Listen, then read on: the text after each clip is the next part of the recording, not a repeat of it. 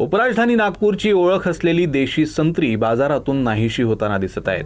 निसर्गाचा लहरीपणा आणि आवक कमी झाल्यानं संत्र्याचे दर चांगलेच वाढले आहेत. त्यामुळे ग्राहक पंजाबहून येणाऱ्या किन्नूला पसंती देत आहेत, तर या किन्नूनं आता संत्र्याची जागा घेतल्याचं पाहायला मिळतंय. थंड गुलाबी वाऱ्यासोबत शहराच्या रस्त्यांवर दरवळणारा आंबट गोड सुगंध स्थानिक संत्र्याचा होता. या संत्र्यांच्या अनोख्या चवीमुळे नागपूरला संत्र्यांचं शहर असं नाव मिळालं. मात्र आज बाजारपेठांमधून ही संत्रीच नाहीशी होताना दिसत आहेत.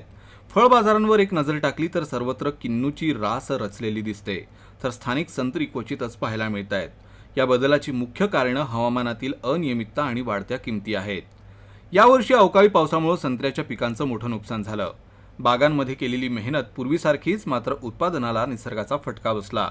परिणामी बाजारात संत्र्यांची आवक अतिशय कमी झाली.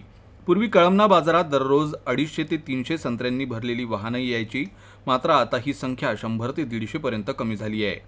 दुसरीकडे पंजाब आणि राजस्थानमधून किन्नूची आवक वाढली आहे, त्यामुळे बाजारपेठा किन्नूनं सजल्या आहेत.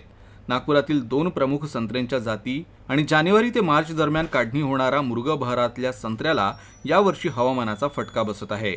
प्रतिकूल हवामानामुळे मृग पिकावर गंभीर परिणाम झालाय, त्यामुळे पुरवठ्यात घट आणि किमतीत वाढ झाली आहे.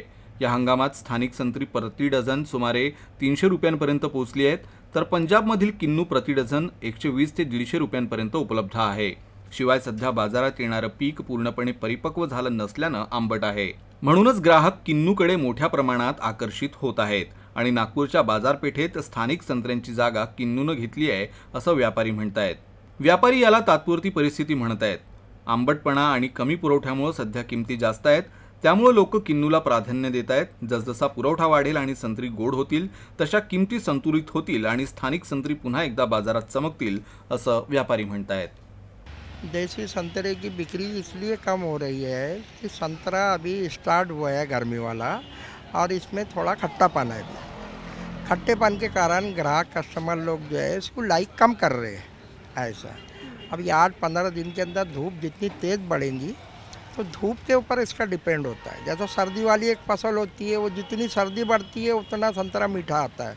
नवंबर, दिसंबर, जनवरी में वो सर्दी वाला संतरा पूरा ऐसा इसका जो है फरवरी एंडिंग से लेके मार्च, होली के बाद वगैरह में जो है इसमें धूप तेज़ हो जाती है, मीठा संतरा आता है, तब इसकी बिक्री बढ़ जाती है, लोग इसको ज़्यादा लाइक करते हैं।